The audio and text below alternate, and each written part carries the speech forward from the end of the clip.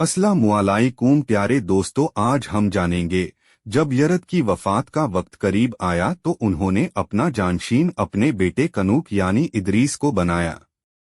अल्लाह ताला ने आपको अपने ज़माने के तमाम इंसानों के लिए नबी बनाकर भेजा और शीस के बाद आपको ही नबूवत अता हुई। आप पर 30 सहीफे नाजिल हुए। कुरान मजीद में सूरह मरियम में अल्लाह ताला इरशाद फरमाता है, अल्लाह ताला ने आपको सिद्दीकियत के लक़ब से नवाजा और आपको सुवालेह नबी के नाम से पुकारा। आपका नस्ब हज़रत मोहम्मद से जाकर मिलता है। आपकी पैदाइश हज़रत आदम के ज़माने में ही हो गई थी। आपने आदम की जिंदगी के 308 साल देखे। कलम से लिखने की शुरुआत और इल्मे रमल की ईजाद, आप कलम से लिखने वाले पहले शख्स हैं। इसके अलावा आपने इल्मे रमल ईजाद किया। यह एक इल्म है जिसमें ज़मीन पर लकीरें खींचकर छिपी हुई बातों के बारे में मालूम किया जाता है। इससे मुताल्लिक एक हदीस में है कि मोहम्मद से जब इल्मे रमल के बारे में पूछा गया तो आपने फरमाया कि यह एक पैगंबर थे जो रेत पर कत खींचा करते थे, बस जिसका कत इनके मुताबिक हो जाए उसे अच्छी चीजों का इल्म हो जाता है।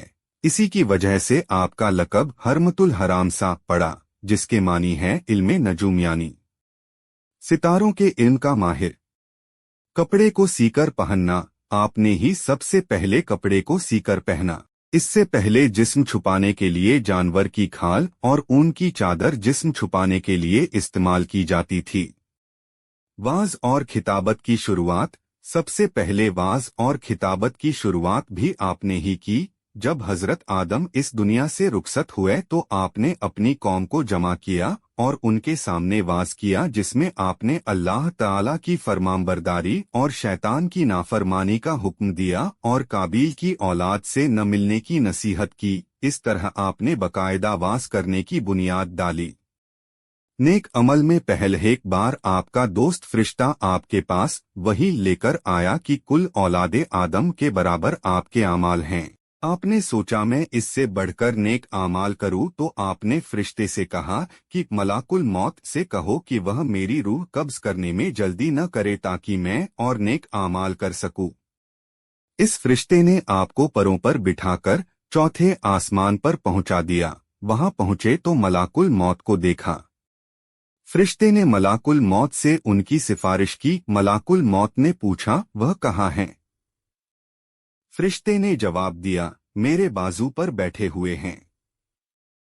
मलाकुल मौत ने कहा, सुभान अल्लाह, मुझे अभी हुक्म हुआ कि इदरीस की रूह चौथे आसमान पर कब्ज करो। मैं इस फिक्र में था कि वो जमीन पर हैं, यह कैसे मुमकिन है कि मैं उनकी रूह चौथे आसमान पर कब्ज करूं। लिहाजा आपकी रूह चौथे आसमान पर कब्ज कर ली गई। इसीलिए अल्लाह ताला ने सूरह मरियम में इरशाद फरमाया कि हमने उन्हें बुलंद मुकाम पर उठा लिया।